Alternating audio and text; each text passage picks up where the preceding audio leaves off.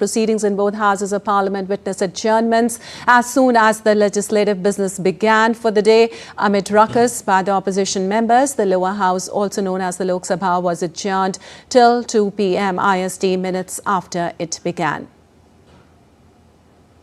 Rajya Sabha, the upper house, began with matters of importance taken up in the 0 hour.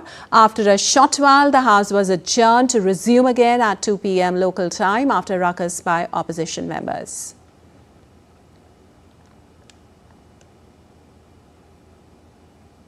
And India correspondent Anil Thomas joins us live from Parliament on this. Well, Anil, now that both the houses have been adjourned amid ruckus till 2 p.m., tell us what transpired till now.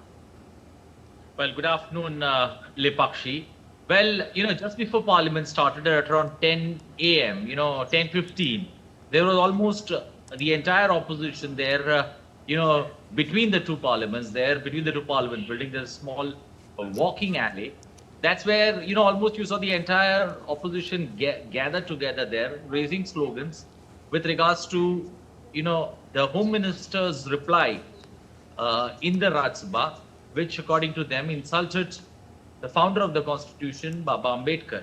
And this particular voice of the opposition, once again clearly resonating there in both houses of Parliament, and Parliament, not letting Parliament function in both. Remember, we are in the fag end of the winter session of Parliament. It's a post-week session that is taking place. We are in the final week of it, the final lap of the winter Parliament session, and the opposition there going all out, especially when it comes to, demanding an apology there from the Treasury benches, and no headway being made. The chairman in the upper house, the chairman in the upper house did try for business proceedings to at least continue for 15 to 17 minutes, but in the lower house, no possibility of it was seen before it started, before you could even, look at what's happening in Lok Sabha.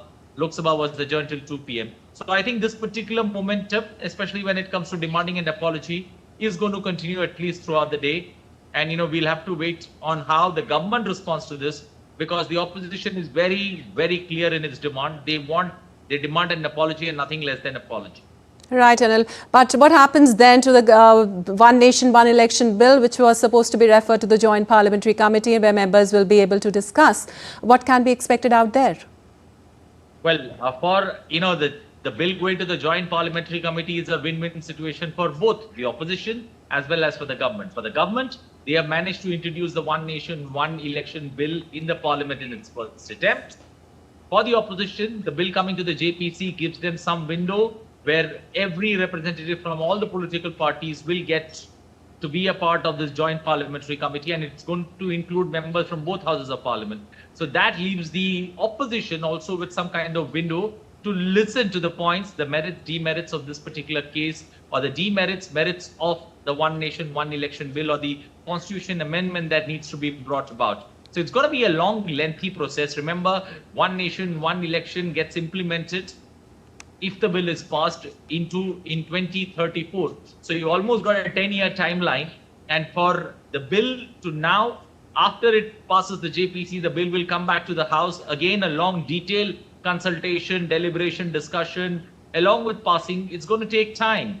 But right. For the fact that it's passed and it's been introduced in the House is a big win for the government. And I think the government did have the numbers, especially when the bill needed to be introduced in the House. And that's where it's a big positive for the government. So the government feels they have managed to make inroads by introducing the bill in the Parliament, and that's a big win for them.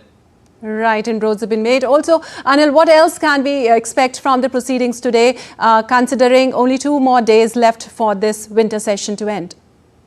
There are 3 bills in the lower house, 2 bills in the upper house that need to be discussed, deliberated. But the mood there that both houses have shown, especially after that 4-day of some kind of, I would say, diplomatic mood that both the Treasury benches as well as the opposition benches had deployed. The discussion on the Constitution was a very fruitful one, both in the lower house and in the upper house. Remember, 2 days in the lower house on Friday and Saturday, and 2 days, Monday and Tuesday, in the upper house have been fruitful. There has been great exchange of ideas, and as the Home Minister put it, the youth will remember this particular deliberations that we had. And it's going to be a lesson for them, for anybody who looks at the Constitution.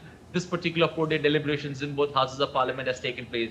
But I think that mood suddenly has evaporated in thin air, and the opposition at least now, back to their old idea of creating disruptions and not letting Parliament continue. And we can expect that the next 2-3 days are going to be pretty stormy. The government trying every way to let the House or to get the House to function, but I think the opposition, they're adamant when it comes to creating ruckus and disruptions. All right, Anil, thank you so much for all those details.